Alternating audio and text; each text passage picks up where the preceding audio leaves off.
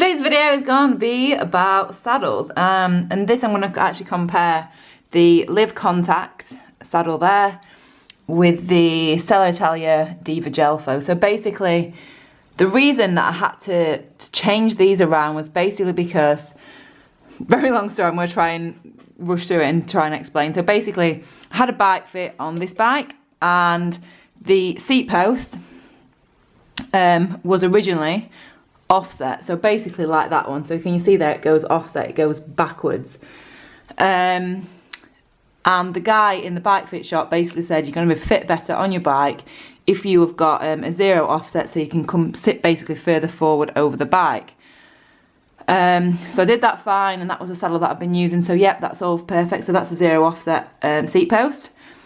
This one, however, on my carbon bike, is a D-shaped seat post. You cannot change the seat post, so I'm stuck with this offset position, but I needed to be further forward onto the bike over the bottom bracket more.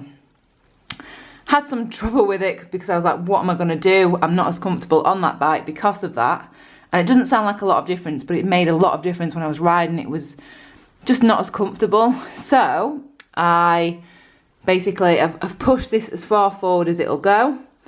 I have also changed the actual clamps. So the clamp on it, I can show you on this one. So basically the clamp can go two ways. You can either have it facing forward or backwards. I've flipped it around so that there's more area to kind of push it forward. And yeah, and also, as you can see, this is the main difference between the two. But this one has got a much, how do I say it? There's more space for your area to sit on, for your ass to sit on, basically.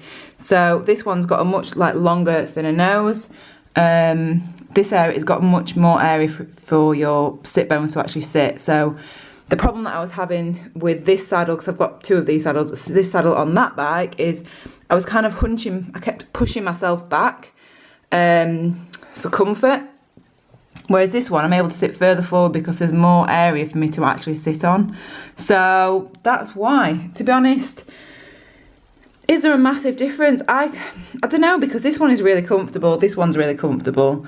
The cutout, yeah, that's comfortable as well. I've not had any issues. I don't get saddle sores. I probably have had less issues with this saddle.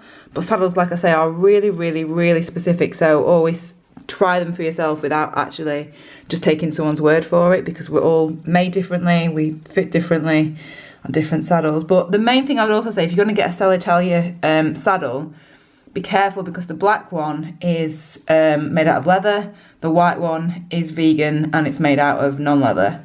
So I actually emailed them because I was like, is that right? They're the same price, and obviously if I was choosing a colour, I would rather have black, because it matches my bike better, but obviously there's no way I'm going to have leather on my bike, so I bought the white one. I think it was like £55, 50 quid maybe. Really good saddle, really quite squishy. This one's much harder, much firmer. So if you can see from the side the amount of cushioning that you actually get. So this one is just kind of still cushioned, but this one you've got much more cushioning. So I've done coast to coast on this ride, so 2 long, really long days, lots of climbing. Done lots of rides on this one as well. They're both really good saddles. I'd recommend either. So, like I say, it's just specific to you and your body shape. So I hope that helps. If you've got any questions about either of the saddles, then let me know, and I will see you next video.